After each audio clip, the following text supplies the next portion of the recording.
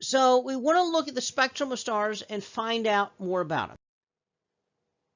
Remember, Annie Cannon helped us figure out spectral characteristics of stars by completely reformulating the way it had been done before. So she starts with the hottest stars are O, and then coolest stars M. And so this is the range from hot to cool. And the sun is a G2.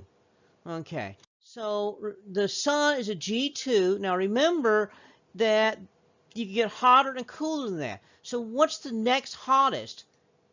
G1. What's the next coolest? G3. So there's the sun. Okay, what's hotter than a G0? Or the G1, a G0. What's cooler here? A G4.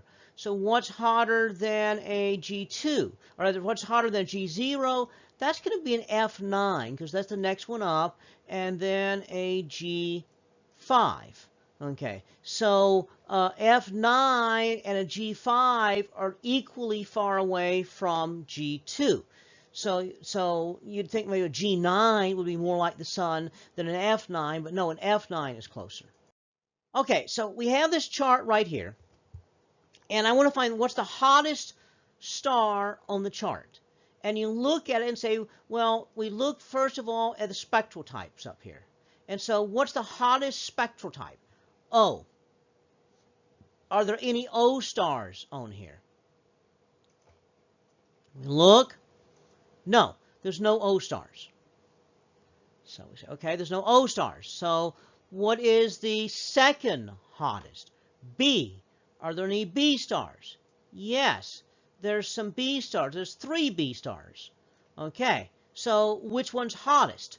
Well, we start at B0. So we find that Epsilon Persei, the last one on the list down here, is the hottest star on that list.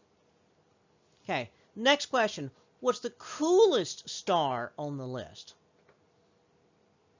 Well, M is the coolest spectral type. So M9 is the coolest. Do you have an M9? No. How about an M8? No. How about an M7? No. So you work your way up and you find M4. So there's an M4 up here, Wolf 358, and an M4 SAO 258660. So they're both M4. So you would say they're as far as we're concerned for this class, they're tied in terms of the temperature. Now they're not exactly the same temperature. No, they're not. But for this class, that's going to be good enough for what we're talking about.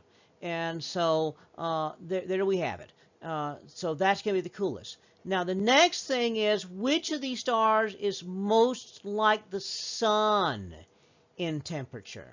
So we look for a G2. Are there any G2s? No. But there is a G1. So Epsilon Leo is a G1 star.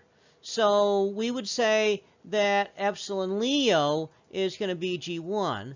And so let me make that go away so you can see. Okay. So Epsilon Leo, a G1, is going to be the closest to the sun in temperature. So what's the second closest? Well, G0 or what? Okay, G4. Are there any of those? No.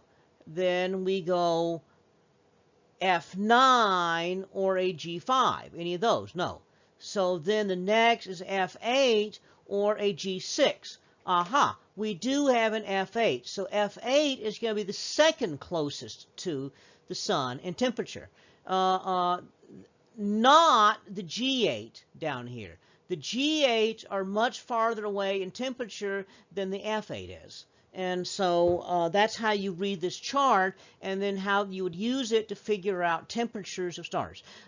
Do not worry about the Roman numerals that are on here. We'll get to that later. But for right now, this is how you use the little chart.